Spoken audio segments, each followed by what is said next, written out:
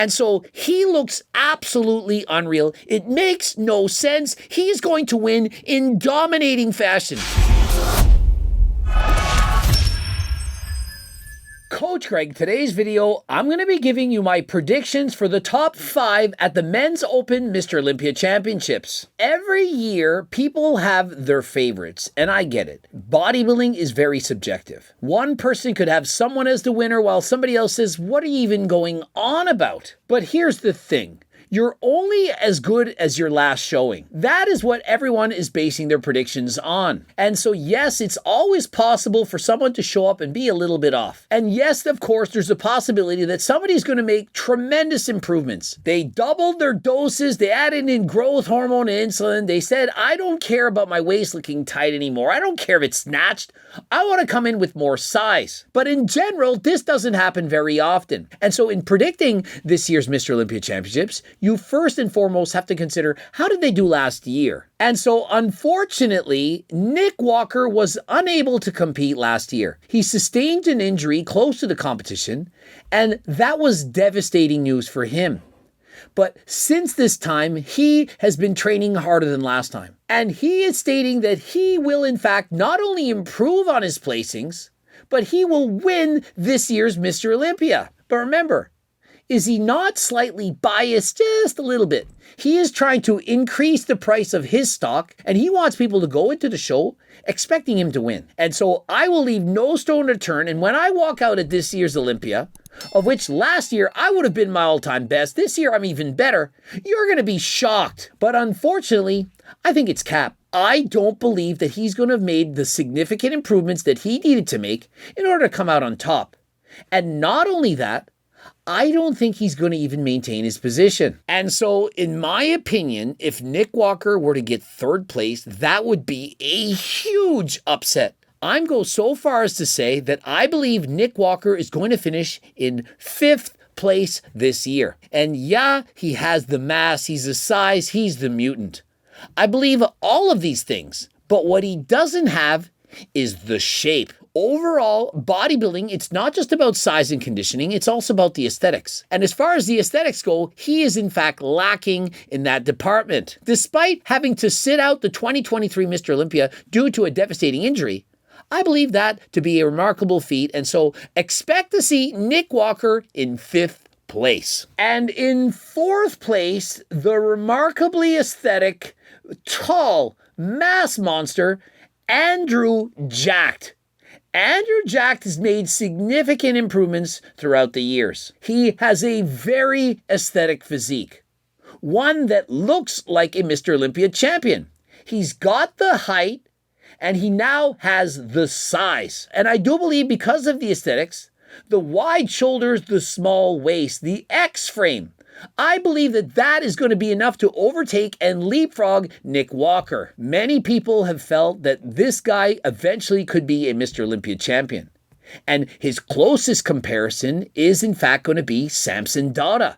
They're both very large individuals who carry the aesthetics, the small waist, the wide shoulders, and the X-frame. And Samson Dauda, as well as Andrew Jacked, I'm a fan of both of their physiques. I love guys who have the aesthetics. Guys with the aesthetics of a man like Chris Bumstead, but with perhaps just more size. And because Samson Dauda has more size, but still carries the aesthetics of Andrew Jacked, I believe that he's going to place higher than him at this year's Mr. Olympia. And so in 3rd place, I'm going with Samson Dauda. And remember, the best predictor of future behavior is past behavior. And in his past show, his last show, he got 3rd. And I'm going to predict that again, the guy continues to get 3rd. And so I've seen his last update. He does the Cutler stomp, flexes the leg, and does the most muscular. And so you can see the striations in the quads, the muscularity, the fullness, everything.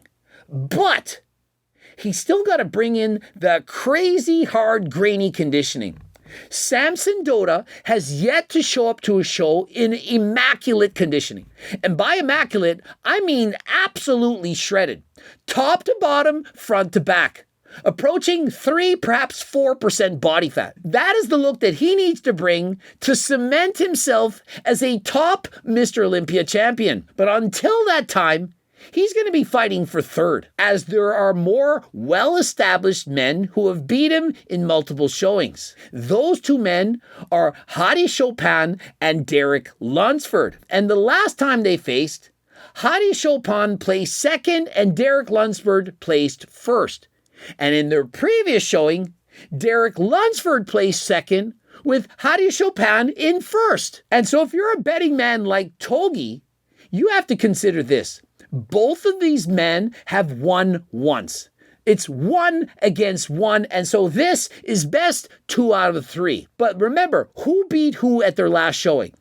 Derek Lunsford came out on top. And so if you're a betting man, you have to believe that Derek Lunsford has what it takes to edge out and defeat Hadi Chopin. And so in second place, I believe that Hadi Chopin is going to yet again bring an amazing physique. He's going to be granite hard, strided, shredded, top to bottom, front to back. But it's not going to be enough.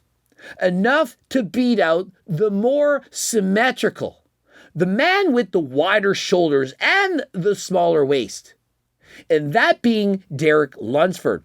Derek Lunsford, as well as Hadi Chopin, they used to compete in the 212 division. But since that time, they put on more muscle than last time. And Derek Lunsford continues to improve. Last year, he looked his all-time best. And so I do believe that Derek Lunsford, the younger of the two competitors, has more gains to make left in the tank. Derek Lunsford, again this year, is going to show up at his all-time best. He's going to be bigger and going to be leaner. And in the world of bodybuilding, where it was once said that shows are won from the back, Derek Lunsford, no one can beat him from the rear. Derek Lunsford arguably has the best back of all time. And that is including guys like Dorian Yates and even Ronnie Coleman. You're thinking, no, he doesn't. Dorian Yates and Ronnie Coleman had bigger backs than Derek Lunsford. Well, maybe, but that's because they were taller. But inch for inch, pound for pound, Derek has the best back of all time. And not only that, he's also got redonkulously shredded, strided glutes. Samson Dota and even Andrew Jack, being over 6 feet tall, walking out on stage from the front with the small waist and wide shoulders, you're going to think, they got it. They're going to beat Derek Lunsford. But that's walking out the front when relaxed. But once they hit their poses, once you see the graininess combined with the ultra small waist and barn door wide shoulders of Derek Lunsford, and they turn to the rear, you're going to realize, hey, it's lights out. It was close from the front. I wasn't sure, but now it's game over. And so, yeah, old school bodybuilders are thinking, you're full of shit. You're biased. I'm not biased about anything. I analyze everyone. I'm simply analyzing their physiques. I have no personal investment in any of these competitors. I mean, what is even happening right now? How can he have that much back muscle? And remember, he doesn't have a wide waist. He doesn't have a bloated midsection. He doesn't look pregnant. He literally looks like Chris Bumstead, only with way more muscle, wider shoulders, and just as small of a waistline. And so imagine if Derek Lunsford were 6'1" tall. It would be unreal. But when you're judging a bodybuilding competition, it's not just how much you weigh on stage, it's how much you look like you weigh. And standing about 5'6" tall, perhaps around the height of Coach Greg, guy's a manlet, but he weighs about 235 pounds. When you're 5'6" with a small waist and you weigh 235 pounds, in comparison to Chris Bumstead, who's 6'1" and weighs 240 pounds, you start to understand just how much size the guy actually has. He's 7 inches shorter than Chris and only about 7 pounds smaller. That's a lot of freaking muscle. And it's not in his gut. It's in his quads, his legs, hamstrings. It's in his arms, shoulders, back, and so on. And so he looks absolutely unreal. It makes no sense. He's going to win in dominating fashion.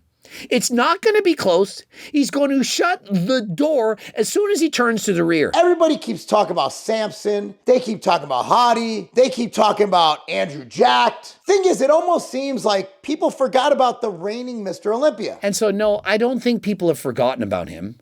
It's just not as exciting to talk about what we know is going to happen. We know Derek is going to win. Unless Derek shows up out of shape, of which he's not going to do that, he's going to win by a landslide. But it's not as fun to think of that. People would rather hear the storyline. Andrew Jack is coming to win the title. Did you see him at his last show? He looked incredible. No, Samson Dada, did you see the quad stomp? Did you see that? He's going to walk out with way more muscle, leaner than ever, and pull out the victory. It's wishful thinking. Derek Lunsford does not have good arms. He doesn't have good arms? I mean, who are we comparing him to? I didn't like how soft Derek is from the front. He deserved to win last year, but I'm rooting for Samson to come in 5 pounds lighter than last year and win. I was at the competition, and Derek did not look soft from the front. Samson Dota did. Samson Dota looked soft from the front, the back, everywhere. And he still got third. And Derek was slightly less shredded than Hadi from the front, but from the rear, apart from height, he is genetically blessed. And I have to agree. If Derek Lunsford were perhaps 5'9", or dare I say it, 6 feet tall, there would be no competition whatsoever. Derek would walk out on stage at perhaps 6'2", weighing 350 pounds of muscle, and it would be lights out. It would be absolutely diabolical. But he couldn't be blessed with everything. I mean, he has the shape, he has the muscle, he has the conditioning. He doesn't have the height. That's one thing that he's lacking. Imagine Samson Dota walking out at 5'6" inches tall. He would have zero chance of placing in the top 3. It wouldn't do it. He would be too small. But Derek Lunsford, what he lacks in stature, he makes up in width, shape, symmetry, and conditioning. And so Derek is going to win by a unanimous decision against second place Hadi, third place Samson, fourth place Andrew Jack, and fifth place Nick Walker. And so unless Samson Dota has been supplementing with Turk Builder and of course Geo2 Max, and he has more energy than ever before, doing more cardio to help him get more shredded, I don't see him being able to move up from the top 3. But as far as I know, I've checked the records and I don't see any purchase orders of HLT supplements of Turk Builder or Geo2 Max from Samson Dota. And so Samson, if you want HLT subs to hook you up, we can give you this in secret.